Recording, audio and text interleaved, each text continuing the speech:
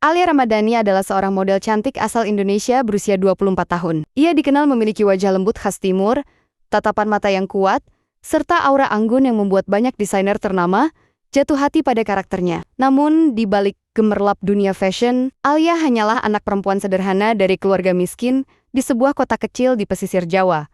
Ia tumbuh dalam keterbatasan, menyaksikan ibunya sakit-sakitan, dan adiknya harus putus sekolah karena biaya. Dari situlah lahir tekadnya, ia harus mengubah nasib keluarganya. Sekeras apapun dunia menolaknya. Malik Endor adalah seorang pengusaha muda asal Afrika Barat berusia 31 tahun. Dikenal sebagai pewaris sekaligus pemimpin perusahaan tambang, properti, dan industri teknologi di beberapa negara. Nama keluarganya disegani, kekayaannya nyaris tak terbatas, dan pengaruhnya menjangkau pemerintahan. Namun hidupnya jauh dari bahagia. Ia dibesarkan dalam disiplin keras, diikat tradisi bangsawan, dan dipersiapkan untuk menikah demi kepentingan keluarga. Di dunia ia dikenal dingin, tak tersentuh, dan terlalu berbahaya untuk didekati. Tak ada yang menyangka bahwa dua dunia yang berlawanan ini akan bertabrakan dan mengubah segalanya. Lampu panggung menyala terang seperti matahari buatan manusia. Catwalk membentang panjang di tengah ruangan megah di Dubai International Convention Center. Dikelilingi tamu-tamu kelas dunia, desainer, konglomerat, selebriti, politisi, dan raja-raja bisnis global. Di antara ratusan model yang berdiri di balik panggung, sosok Alia menjadi pusat perhatian para kru, fotografer, dan make-up artis. Tidak karena banyak bicara, justru karena diamnya yang penuh wibawa. Gaun rancangan desainer internasional membalut tubuhnya dengan sempurna. Kilau kristal menari di setiap langkahnya. Namun di dalam hatinya, Alia sedang memutar ingatan akan rumah kayu reot yang hampir roboh menantinya jauh di Indonesia. Ingatan tentang ibunya yang meringkuk sakit di atas kasur tipis. Tentang adiknya yang diam-diam menangis karena tak bisa melanjutkan sekolah. Ia tidak berjalan untuk dirinya sendiri malam itu. Ia berjalan untuk sebuah keluarga yang hancur, untuk sebuah mimpi yang tidak sempat dimiliki oleh banyak orang. Di barisan kursi utama, Malik duduk dengan tubuh tegap dan wajah tak terbaca. Jas hitam mahal melekat di tubuh tinggi atletisnya. Di sekelilingnya para pengusaha besar berlomba mencari perhatian, tetapi Malik seolah berada di dunia lain. Sampai saat mata itu melihat satu sosok melangkah ke arah ujung catwalk. Langkah itu tidak seperti model lain. Tidak terburu-buru, tidak pamer, tidak mencari perhatian. Setiap pijakan Alia seolah menyimpan cerita, beban, luka, dan tekad yang bercampur menjadi satu energi luar biasa. Untuk pertama kalinya dalam hidupnya, Malik tidak sekadar melihat kecantikan. Ia melihat ketulusan yang menembus dinding terkeras dalam dirinya. Selama bertahun-tahun, Malik telah melihat wanita dari berbagai bangsa, status, dan paras terbaik. Namun tak satu pun mampu membuat detak jantungnya berubah arah seperti saat itu. Bukan hanya tentang fisik, melainkan tentang aura yang tidak bisa dibeli oleh uang. Di sela acara Malik mencari tahu siapa gadis itu. Nama itu pun terucap di hadapannya. Alia Ramadhani, model asal Indonesia. Sebuah nama yang kelak akan mengguncang seluruh hidupnya. Sementara itu di ruang ganti, Alia duduk diam menatap cermin. Di sana bukan hanya pantulan wajah sempurnanya yang terlihat, tapi juga bayangan masa kecil yang kelam, bayangan lelaki yang pernah menyakitinya, bayangan dunia yang menginjak harga dirinya sebelum ia mengenal dunia fashion.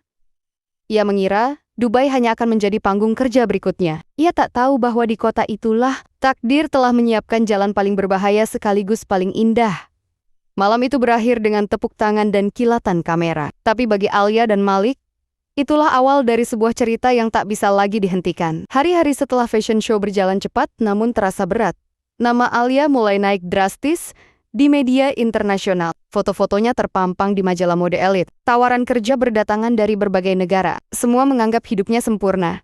Padahal, tak ada yang tahu betapa sunyi hidup yang ia jalani di balik popularitas. Di hotel mewah yang menghadap laut Dubai, Alia berdiri di balik jendela besar, menatap langit senja yang memerah. Ia memikirkan satu hal yang mengganggu pikirannya sejak malam itu. Tatapan seorang pria di kursi utama yang tidak pernah memudar dari ingatannya. Tatapan yang bukan penuh nafsu, melainkan penuh pengamatan. Seolah ingin memahami luka yang tersembunyi di balik senyumnya. Sementara itu, Malik menyelidiki lebih dalam tentang Alia. Dari manajer model, latar belakang sederhana, hingga riwayat pekerjaan yang penuh perjuangan. Semua laporan membuat rasa kagumnya berubah menjadi rasa hormat yang mendalam. Ia mengetahui tentang ayah Alia yang meninggalkan keluarga, tentang ibunya yang berjuang melawan sakit, tentang kontrak kerja pertama Alia yang hampir menjebaknya dalam dunia gelap modeling di usia belasan tahun. Namun, ada satu hal yang membuat Malik terdiam lama. Sebuah data lama muncul dalam penyelidikannya. Alia pernah terlibat dalam sebuah skandal gelap yang sengaja ditutupi oleh agensi lamanya. Bukan kesalahannya. Ia hanyalah korban dari permainan orang-orang berkuasa. Rahasia itulah yang menjadi alasan ia memilih diam. Alasan yang membuatnya membangun tembok tinggi pada dunia. Malik menyadari, jalan mendekatinya tidak akan mudah. Keluarganya telah menyiapkan calon istri dari kalangan bangsawan Afrika wanita kaya, berpendidikan di Eropa. Dengan silsilah terpandang, seorang yang akan menguatkan kekuasaan keluarga. Bukan mengancamnya. Namun justru disitulah ia merasa tercekik. Di saat dunia menuntutnya mengikuti tradisi, hatinya bergerak ke arah seorang wanita yang bahkan tidak menyadari betapa berbahayanya permainan ini. Hari-hari berikutnya, Malik mulai hadir di setiap acara yang diikuti Alia, bukan untuk memamerkan diri, melainkan mengawasi dari kejauhan, seperti penjaga bayangan. Alia mulai merasa ada kekuatan aneh yang mengikutinya. Bukan membahayakan, melainkan melindungi tanpa suara. Padahal, di seberang benua, keluarga Malik mulai mencium perubahan perilakunya. Dan ketika sebuah foto mulai tersebar di media gambar, Malik memperhatikan Alia dari kejauhan, semua pihak mulai gelisah. Cinta belum dimulai, tapi perang sudah mulai direncanakan. Dubai tiba-tiba penuh rumor. Media Afrika, Timur Tengah, bahkan Eropa mulai membicarakan satu hal. Malik Endower, sang pewaris kekuasaan, dikabarkan terpikat pada seorang model asal Asia Tenggara. Nama Alia tidak lagi hanya milik dunia fashion, ia mulai menjadi topik politik, bisnis, dan strategi keluarga besar. Beberapa menyebutnya ancaman, sebagian menyebutnya oportunis, sebagian lagi menganggapnya sekadar wanita cantik yang beruntung, menarik perhatian pria terkaya. Tidak ada yang tahu kisah sebenarnya. Di sisi lain, Alia mulai menerima tatapan tidak ramah dari orang-orang di sekitarnya. Dunia yang dulu memujanya, perlahan berubah dingin. Ia kembali merasakan perasaan yang sama seperti dulu dianggap kecil, tidak pantas, hina, tak berkelas. Dan di titik paling rapuh itu, Malik mengambil keputusan paling berani sepanjang hidupnya. Di sebuah acara internasional yang dipenuhi pemimpin dunia, miliarder, dan tokoh berpengaruh, Malik berdiri di tengah sorotan media global. Dalam dunia yang penuh kepalsuan dan skandal, ia menyampaikan sikapnya secara terbuka. Alia bukan sekadar wanita yang ia kagumi, melainkan wanita yang ingin ia jadikan pasangan hidupnya. Keputusan itu mengguncang dunia. Saham perusahaan keluarganya terguncang. Dewan Tetua marah besar. Keluarganya menganggap itu sebagai penghinaan terhadap garis keturunan bangsawan mereka. Ancaman, tekanan, dan rencana jahat mulai disusun. Sementara di kamar hotelnya, Alia membaca berita itu dengan jantung bergetar. Dunia memang pernah merampas segalanya darinya. Kini dunia yang sama justru menyeretnya ke pusat badai paling berbahaya. Ia sadar satu hal. Mulai saat itu, hidupnya tidak lagi menjadi miliknya sendiri. Dan jauh, di lubuk hatinya, ketakutan mulai bercampur dengan sesuatu yang belum pernah ia izinkan tumbuh sebelumnya. Harapan, namun ia tidak tahu bahwa satu rahasia kelam dari masa lalunya sedang bergerak menuju permukaan. Dan ketika itu terbongkar, bukan hanya masa depannya yang hancur, tetapi juga hidup Malik. Sejak Malik secara terbuka menyatakan niatnya, dunia tak lagi sama. Bukan hanya media yang bergejolak, tetapi juga lingkaran kekuasaan keluarganya mulai bergerak seperti bayangan gelap yang menyelimuti perlahan. Dewan Tetua Keluarga Endower menganggap keputusan itu lebih buruk dari pengkhianatan. Bagi mereka, menikahi Alia sama saja dengan menghapus kehormatan garis keturunan yang telah dijaga selama ratusan tahun. Para penasehat bisnis mulai menjauh. Investor mengurangi kepercayaan. Nama Malik yang dulunya diagungkan kini menjadi sasaran bisik-bisik curiga. Namun, semua itu tidak lebih menyakitkan daripada apa yang terjadi pada Alia. Kontrak mulai dibatalkan tanpa alasan jelas. Beberapa brand besar yang dulu memujanya tiba-tiba menarik diri. Undangan acara fashion internasional menghilang satu persatu. Pesan teror mulai masuk tanpa nama. Foto-foto editan yang memalukan tersebar secara anonim di dunia maya, memutarbalikkan masa lalunya, menciptakan kisah palsu, seakan ia wanita murahan yang memanfaatkan pria kaya untuk mendongkrak karier. Alia mencoba bertahan dalam diam, namun setiap langit tampak lebih gelap dari hari ke hari. Bahkan udara di Dubai terasa menekan jiwanya. Ia mulai bertanya-tanya, apakah kehadirannya dalam hidup Malik justru adalah bencana. Di sisi lain, Malik tengah menghadapi bagaimana keluarga besarnya menggerakkan kekuatan politik untuk menghentikannya. Sebuah rencana perjodohan cepat mulai disusun dengan putri seorang petinggi negara Afrika yang memiliki hubungan erat dengan pemerintahan Timur Tengah. Jika Malik tidak menurut, seluruh aksesnya terhadap perusahaan keluarga bisa dicabut. Alia tidak tahu bahwa dirinya kini telah menjadi alat tawar-menawar di meja kekuasaan. Sebuah perang tak terlihat sedang berlangsung, dan tubuh Alia berdiri tepat di tengah medan perangnya. Malam itu hujan turun ringan di Dubai, seolah ikut menyimpan kesedihan. Alia sendirian di kamar hotelnya ketika sebuah amplop coklat diselipkan di bawah pintu. Tidak ada nama, tidak ada alamat, hanya satu tujuan: menghancurkan. Di dalam amplop itu tersimpan foto-foto lama, laporan polisi, dan rekaman peristiwa yang selama ini ia kubur dalam-dalam di lubuk hatinya. Masa lalu yang tidak pernah ia ceritakan pada siapapun, bahkan pada dirinya sendiri. Tahun 2003 kelam, ketika ia hampir terjerumus ke jaringan perdagangan manusia atas nama kontrak modeling palsu, seorang pria berpengaruh yang dulu mencoba memilikinya sebagai barang dan bukan manusia. Luka yang membuatnya lari dari kota asal, menghapus semua jejak, dan memulai hidup baru dengan rasa takut yang tidak pernah benar-benar hilang.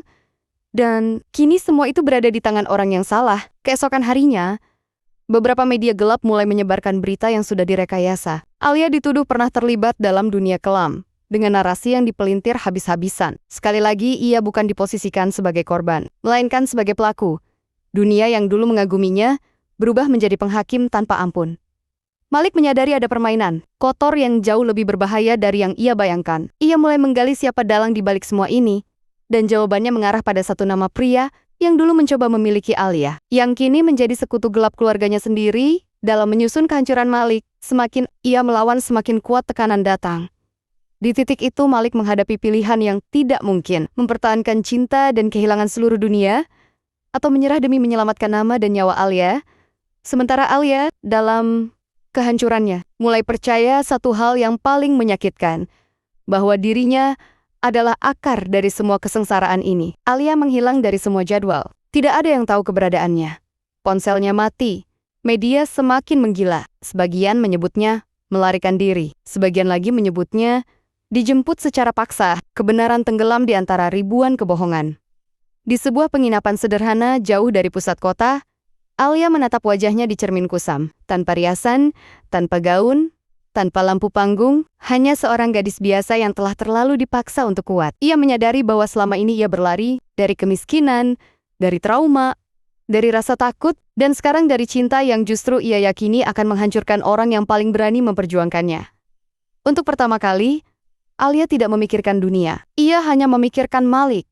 Ia membayangkan bagaimana pria itu berdiri sendirian menghadapi keluarga, kekuasaan, dan pengkhianatan. Ia membayangkan bagaimana namanya menjadi beban yang dipukul kepadanya setiap hari. Cinta yang seharusnya menyembuhkan, malah berubah menjadi senjata. Di saat yang sama, Malik mulai kehilangan kendali atas bisnisnya sedikit demi sedikit. Hak akses dibatasi. Orang-orang kepercayaannya dipindahkan. Ia sedang didorong menuju kehancuran yang pelan tapi pasti.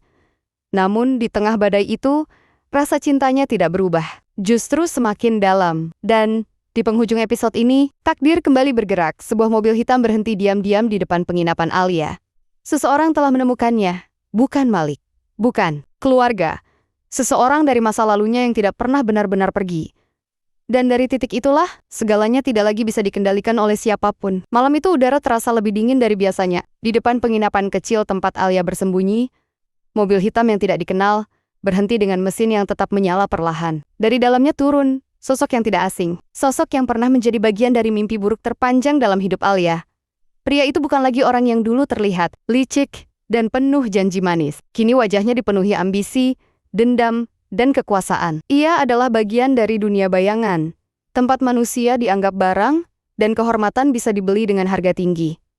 Alia tidak sempat melarikan diri. Semua terjadi cepat. Terlalu cepat untuk ditolak, terlalu terencana untuk dihindari. Dunia kembali menjadi gelap di sekelilingnya. Ia tidak dibawa ke tempat asing, melainkan ke sebuah rumah mewah tersembunyi di pinggiran kota, milik jaringan gelap yang selama ini menjadi momok dunia fashion bawah tanah. Di sana Alia dihadapkan pada kenyataan paling mengerikan. Masa lalu tidak pernah benar-benar pergi, ia hanya bersembunyi, menunggu saat yang tepat untuk menyeretnya kembali. Pria itu mengetahui hubungan Alia dengan Malik, dan lebih dari itu ia mengetahui betapa berharganya Alia untuk menghancurkan Malik. Bagi mereka, Alia bukan lagi seorang wanita, ia hanyalah sebuah senjata. Sementara Malik yang telah kehilangan banyak kendali atas kekuasaan dan asetnya, mulai merasa ada sesuatu yang sangat salah. Hilangnya Alia bukan lagi sekadar jarak atau keputusan emosional, ada kekuatan besar yang mencampuri nasib mereka. Ia mulai menelusuri jaringan bawah tanah dunia, menggunakan sisa pengaruhnya, mempertaruhkan apapun yang tersisa. Bukan demi bisnis, bukan demi nama keluarga, melainkan demi satu kehidupan yang telah mengubah cara pandangnya tentang dunia. Untuk pertama kalinya, Malik tidak merasa sebagai pria paling berkuasa di bumi. Ia merasa sebagai manusia yang takut, kehilangan orang yang dicintainya. Nama Malik kini hampir tidak memiliki arti di dunia bisnis. Dewan direksi telah menjatuhkannya secara resmi. Aset utama perusahaan dipindahkan. Akun dibekukan. Orang-orang yang dulu memanggilnya pemimpin kini menghindar, takut terseret ke dalam kehancurannya. Media menyebutnya pria yang kehilangan segalanya karena seorang wanita. Namun, yang mereka tidak tahu, Malik menyerahkan semuanya justru untuk menyelamatkan wanita itu. Ia memilih keluar dari perlindungan resmi keluarga. Ia keluar dari kehidupan mewah yang selama ini mengurungnya. Untuk pertama kalinya sejak kecil, ia hidup tanpa pengawal, tanpa fasilitas. Hanya dengan satu tujuan di kepalanya, menemukan Alia. Malik masuk ke wilayah yang tak tersentuh hukum. Dunia gelap yang dipimpin uang dan senjata. Ia menyusup ke jaringan perdagangan ilegal, bertemu dengan orang-orang yang bahkan tidak mengenal namanya, hanya mengenal keberaniannya. Setiap langkahnya mempertaruhkan nyawanya sendiri. Di sisi lain, Alia mulai menemukan sesuatu yang lama menghilang dalam dirinya. Di tengah rasa takut, tubuh lemah, dan ingatan pahit yang menyerang tanpa henti, muncul satu kesadaran yang perlahan membesar. Ia bukan lagi gadis rapuh yang dulu bisa dijatuhkan siapa saja. Untuk pertama kali, ia tidak ingin lari. Ia ingin bertahan. Kekuatan itu tumbuh dari dalam luka-lukanya yang terdalam, dari semua penghinaan, penderitaan, dan rasa tidak berdaya yang pernah menghantamnya. Ia sadar bahwa jika ia bertahan sekali lagi, ia bukan hanya menyelamatkan dirinya, tetapi membunuh ketakutan yang selama ini menguasainya. Di titik itu, Alia tidak lagi hanya seorang korban. Ia menjadi seorang pejuang. Malam pembebasan itu tidak dipenuhi sorakan. Tidak ada kamera, tidak ada musik kemenangan. Hanya sunyi dan sisa puing sebuah dunia yang telah runtuh. Jaringan gelap itu akhirnya runtuh oleh pergerakan senyap Malik, dan orang-orang yang selama ini juga ingin terbebas dari belenggu mereka. Kekuasaan yang dibangun di atas ketakutan akhirnya hancur oleh satu hal yang tidak bisa mereka pahami: ketulusan. Alia berhasil keluar dari penjara yang bukan berdinding, tetapi berlapis trauma. Tubuhnya lelah, jiwanya penuh luka, namun langkahnya tetap berdiri. Untuk pertama kalinya, ia tidak merasa lemah saat melihat pantulan dirinya. Ia melihat sosok wanita yang telah melewati neraka dan tetap hidup.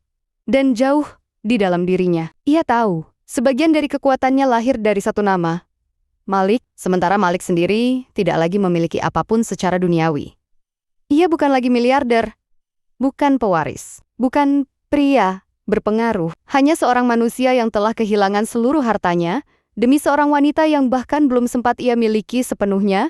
Di tengah reruntuhan, hanya satu hal yang tersisa, cinta yang telah teruji oleh pengorbanan. Namun perjalanan belum selesai.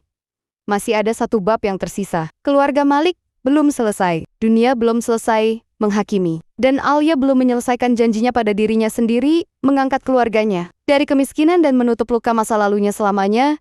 Di kejauhan, fajar mulai menyentuh langit, bukan sebagai akhir, melainkan sebagai awal dari kehidupan baru yang lebih berat, tapi lebih jujur. Fajar yang menyapa di ufuk timur tidak membawa kelegaan. Ia hanya menandai bahwa kehidupan baru benar-benar dimulai, dengan seluruh bekas luka yang masih membekas di dalam tubuh dan jiwa. Alia menatap langit yang perlahan berubah warna. Tubuhnya masih menyimpan bekas kelelahan, jiwanya masih dihantui bayangan masa lalu. Namun di dalam dadanya, kini ada sesuatu yang berbeda. Bukan lagi rasa takut, bukan lagi rasa tidak berharga. Yang tersisa justru keyakinan bahwa dirinya telah melewati batas terburuk kehidupan dan masih berdiri. Itu membuatnya tidak lagi sama. Berita tentang runtuhnya jaringan gelap di Dubai tidak pernah muncul di media besar. Terlalu banyak nama penting yang terlibat, terlalu banyak uang yang ditanamkan dalam kejahatan tersebut. Semuanya dikubur rapi di bawah meja kekuasaan. Dunia memilih diam. Namun Alia tidak peduli apakah dunia tahu atau tidak. Yang ia tahu, ia hidup. Dan itu sudah cukup untuk memulai kembali semuanya dari awal. Di sisi lain, Malik kini hidup jauh dari gemerlap yang dulu mendefinisikannya. Ia tidak memiliki perusahaan, tidak memiliki rumah mewah, tidak memiliki gelar atau kedudukan. Yang ia miliki hanyalah tubuh yang lelah, namun hati yang tetap tenang. Untuk pertama kalinya dalam hidupnya, ia benar-benar bebas. Tidak ada lagi beban nama keluarga, tidak ada lagi jebakan ambisi turun-temurun, yang tersisa hanyalah kejujuran pada dirinya sendiri. Dan dalam keheningan itu, ia menyadari satu hal penting, semua yang hilang tidak sebanding dengan apa yang telah ia temukan. Makna. Alia tidak kembali ke dunia modeling seperti sebelumnya. Ia tidak lagi berdiri di catwalk demi pujian dan uang semata. Ia menggunakan namanya untuk membuka jalan bagi perempuan-perempuan muda yang terjebak dalam keadaan yang dulu hampir menghancurkannya. Ia mendirikan sebuah yayasan kecil, tempat perlindungan bagi korban perdagangan manusia, korban pelecehan, dan gadis-gadis yang kehilangan harapan. Dari luka-luka terdalamnya, lahirlah cahaya bagi orang lain, dan dunia mulai melihatnya bukan sebagai sekadar model cantik, melainkan sebagai wanita yang bangkit dari neraka dan kembali membawa kehidupan. Perlahan pintu rezeki terbuka lagi, namun dengan cara yang berbeda, bukan melalui tubuh atau wajahnya, tetapi melalui kekuatannya sebagai simbol keberanian. Tawaran kerja sama datang. Dukungan berdatangan. Namanya kembali dikenal, bukan karena sensasi, tetapi karena kehormatan. Janji pada keluarganya pun sedikit demi sedikit terpenuhi. Ibunya kini mendapat perawatan layak. Hidup mereka berubah tanpa harus mengorbankan harga diri. Sementara itu, keluarga Malik mulai runtuh dari dalam. Rahasia busuk yang selama ini tersembunyi perlahan terbongkar. Kesepakatan gelap, pengkhianatan, kerjasama dengan jaringan kriminal. Semua terungkap melalui penyelidikan yang tak lagi bisa dibungkam.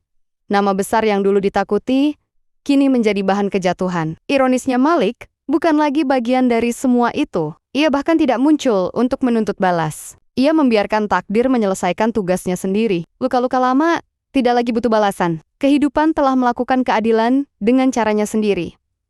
Pada suatu sore yang tenang, di tempat yang jauh dari sorotan dunia, dua insan yang telah kehilangan segalanya berdiri di bawah langit yang sama. Bukan sebagai pria kaya dan wanita terkenal, bukan sebagai pewaris dan model, bukan sebagai dua sosok yang terjebak status, hanya sebagai manusia yang pernah hancur. Dan selamat bersama.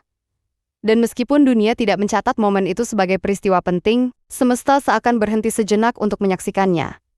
Tidak ada janji berlebihan, tidak ada sumpah besar. Yang ada hanyalah kedamaian yang lahir dari penderitaan terpanjang. Cinta mereka mungkin tidak dimulai dengan restu siapapun, namun justru dari penolakan, penderitaan, dan kehancuran itulah, cinta itu menjadi sesuatu yang tidak dapat dihancurkan oleh siapapun lagi. Karena sebagian cinta tidak tercipta untuk dunia, sebagian hanya diberikan sebagai hadiah bagi mereka yang bertahan sampai akhir.